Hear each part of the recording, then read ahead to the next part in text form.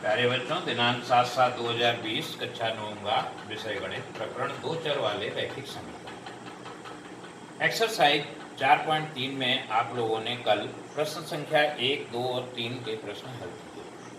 आज हम उसके आगे के प्रश्नों को हल करा रहे हैं, जो कि इबारती प्रश्न कहलाते हैं, यानी हमें समीकरण बनाना है और बना करके तब उसको ग्राफी रूप में हल करना है।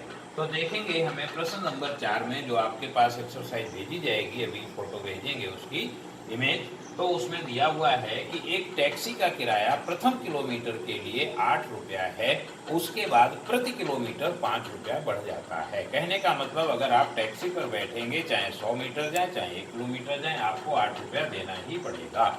जब आपको 8 रुपया देना ही पड़ेगा तो उस स्थिति में क्या होगा कि उसके बाद में प्रति किलोमीटर 5 रुपया बढ़ जाएगा। अब हमने देखा किराया चूंकि बढ़ेगा, दूरी तो रहेगी ही, लेकिन किराया बदलता रहेगा। तो दूरी हमने x मान ली, किराया y मान लिया। अब देखें समीकरण जब हम बनाएंगे तो किराया जो होगा वो प्रथम किलोमीटर का किराया यानी 1 किलोमीटर कम हो गया, और यहाँ पर दूरी जो आएगी तो दूरी को ध्यान में देंगे, यहाँ पर हम लिखेंगे दूरी -a। क्यों? कारण है कि प्रथम किलोमीटर का किराया अलग से जुड़ेगा गुणा दर। दर यानी कितने रुपए की दर से प्रति किलोमीटर किराया पड़ रहा है, ये ध्यान देंगे। तो इसलिए यहाँ पर हम लिखेंगे y बराबर 8 plus 5 into x minus a, क्योंकि दूरी x किलोमीटर है, उसमें वो पहला किलोमीटर भी सम्मिलित है। अब इसको जब हम हल करेंगे तो 5x हो गया, इसको पहले लिख लिया, 8 माइनस 5 अर्थात 5x प्लस 3।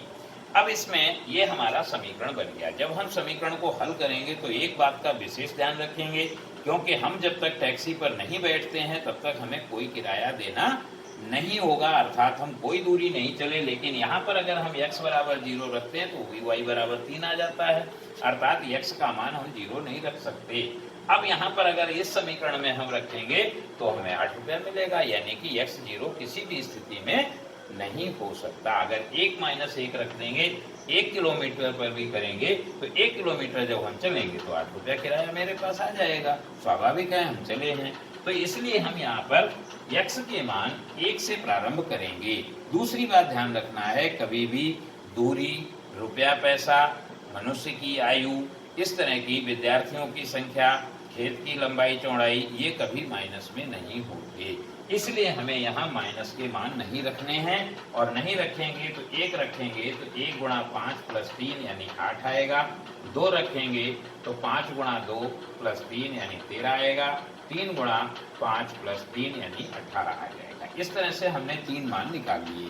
3 मान जब निकाल लिए, अब इसको हमें ग्राफ में दिखाना है। जब हम ग्राफ में दिखाएंगे तो क्या होगा, उस स्थिति में अब देखें यहाँ पर हमारे पास y पर मान, y अक्ष पर मान 18 है। क्योंकि 18 काफी लंबा हो जाता है, इसलिए हम स्केल मानेंगे।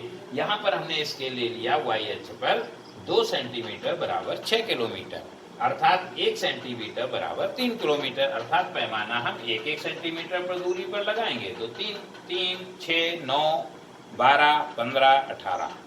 अब 2-2 सेंटीमीटर पर निशान लगाए, क्योंकि दूर लगा लेंगे पन्ना भी थोड़ा अच्छा लगेगा, तो ये 6, 12, 18 लिख लिया। अब यहाँ पर ग्राफ में हमारे पास 8 है, 8 किलोमीटर यानी 1 किलोमीटर बराबर 3, 1 सेंटीमीटर बराबर 3 किलोमीटर है, तो 8 किलोमीटर में कितना हो जाएगा, तो हम जानते हैं 6 में 2 हो गया, तो जो 2 किलोमीटर बचा तो वो हमारा 2 किलोमीटर अर्थात इसके 2/3 हिस्से के बराबर हो जाएगा। तो यहाँ 8 आ जाएगा, यहाँ 12 दिखा देंगे। उसके बाद यहाँ नीचे जो हमने 1-1 सेंटीमीटर या 2-2 सेंटीमीटर जो भी लेंगे वो लिख करके यहाँ पर ये पैमाना हमें यद्यपि लिखना चाहिए। यहाँ पर अगर सिंपल है 1 सेंटीमीटर तो भी नहीं, लेकिन यहाँ पर x अक्ष पर ये हम लिखेंगे 1 सेंटीमीटर बराबर 1 किलोमीटर।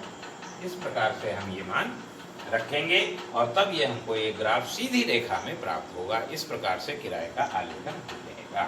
अब हम जो हमारा प्रश्न नंबर 5 है वो भी इसी प्रकार से है, समीकरण को हल करके निकालेंगे। आपको एक्सरसाइज भेजी जाएगी। 6 में 2 ग्राफ दिए हैं, उसका हल देखना है और आगे के प्रश्नों को भी हल करेंगे। यदि कोई समस्या आएगी तो आप लोग उनसे अगले दिन डिस्कस करेंगे। आगे के देखेंगे। कुछ प्रश्न अगर हो जाते हैं आपसे तो ठीक है, अदरवाइज आप हमको रिप्लाई करेंगे तो हम आपको उन प्रश्नों की समस्याओं को हल करके बताएंगे। धन्यवाद।